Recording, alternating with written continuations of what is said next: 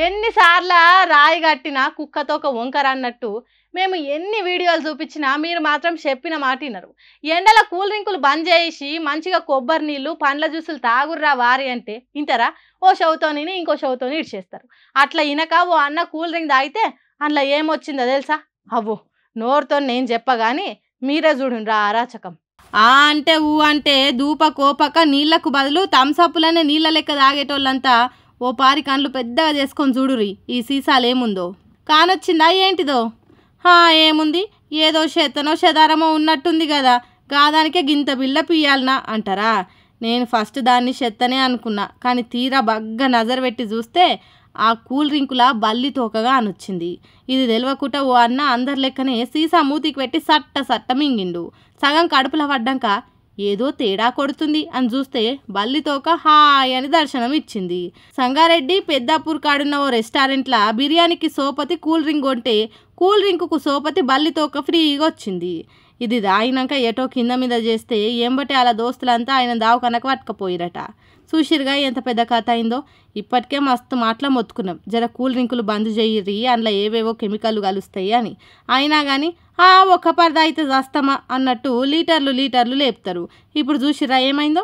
జర ప్రకృతి మన పానాలు ఖరాబ్ కాకుండా ఎన్నో న్యాచురల్ ఫుడ్స్ ఇస్తుంది. కొబ్బరి నీళ్ళు, చెరుకు రసం, పండ్ల రసం ఇట్లా షానే ఉన్నాయి. అవిటి వల్ల ఇంకో 4 రోజులు ఎక్కువనే బతుకుతాం కదా.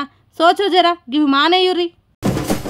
అబ్బా శిషి ఇలా రీల్స్ పిచ్చి పాడగాను ఎంత దాకా తెగిస్తారా వారి. నిన్న ఒక ఆమె నీళ్ళల్లో దిగి రీల్స్ చేస్తా అని నీళ్ళలోనే కొట్టుకపోయి. ఇప్పుడు ఈ మోతవారి కొత్తగా రీల్స్ చేస్తే జల్దీ ఫేమస్ అవుతామని ఆఖరికి ఎంత కథ అయిందో చూడుర్రి.